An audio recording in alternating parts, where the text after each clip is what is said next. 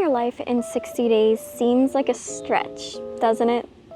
Well, you're fully capable of taking action and fully transforming your life. Changing your thinking changes your life.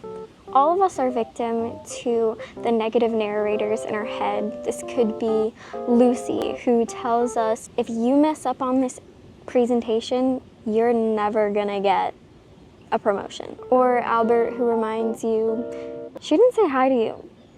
She must hate you. There are a ton of different types of narrators that we're stuck listening to their nonsense, but we are completely 100% capable of changing this in just 8 steps. Before I get into those steps, just a little bit of a disclaimer. This is actually the first episode in my summer series that I'm creating, and each video is going to actually explain each step in more detail so that you can easily digest it and follow along so that we can change our lives. There's also going to be activities that you can do. I totally forgot to mention that. Step number 1, do the things that nourish you. We do this because doing things like watching TV or gaming or scrolling on our phones are kind of preached to be relaxing and recharging. However, these activities actually drain our motivation hormone, which is dopamine. After getting multiple hits of dopamine, we experience a peak and then a drop. And this drop goes below our baseline, causing things like lack of motivation, stagnation, and mood swings. Instead, we want to focus on the activities that replenish us, like going outside. These activities are going to give you the energy to change your life. Step number 2, rediscovering your why. Taking time to go back to square one and figure out what you're working towards and why you're trying to reach that goal is a great way to bring meaning into your life. The pursuit of happiness is a large majority of people's goals.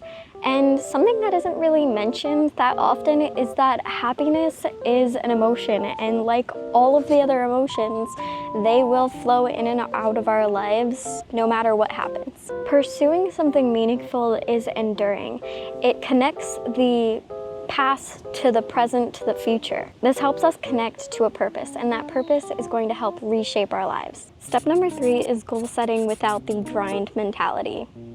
And that's really hard to do in this day and age. The hustle culture in building success is super popular right now. I'd be really surprised if you guys have never heard of it, but it's kind of this work is life mentality. Learning to set goals without the grind mentality will give us a chance to create time for meaningful moments, time with loved ones, and time for ourselves. Overall, the hustle culture has its benefits, but you also have to decide for yourself if these side effects are worth it, because it is possible to obtain success without overworking yourself. The hustle demands our attention, and it takes the meaning away from our lives. Step number 4, embrace spontaneity. I don't think I said that right. Most people think that being spontaneous will ruin your routine and your mental health.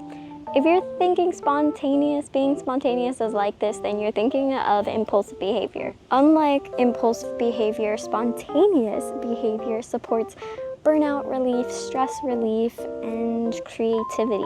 We want to choose the spontaneous things we do and make sure that they add value to our lives before deciding to do it. Adding spontaneity will completely level up your life. Step number 5, creating self-awareness. Creating self-awareness allows us to make better decisions in our life. When we state how we feel in a certain situation and what caused it, it allows us to take this third-person view from things and causes us to make more conscious and strategic decisions. Self-awareness has so many other benefits that can help change our lives, but there's too many to mention in one sentence.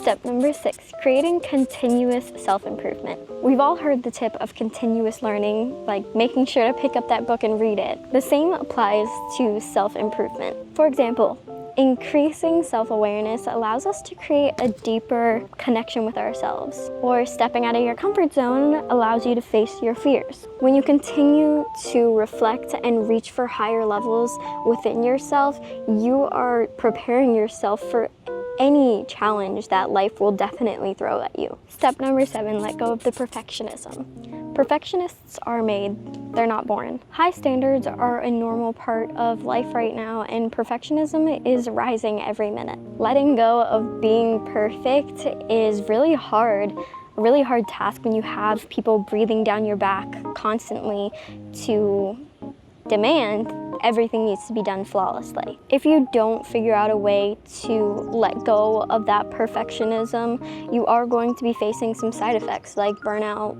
procrastination, and paralyzation. Talking to your parents or your boss and anyone else is a great way to get started, and by simply just asking them, hey, these standards are a little high, can we talk about it? Letting go of this perfectionism trait within us allows us to create action and not stagnation. Step number 8, the final step.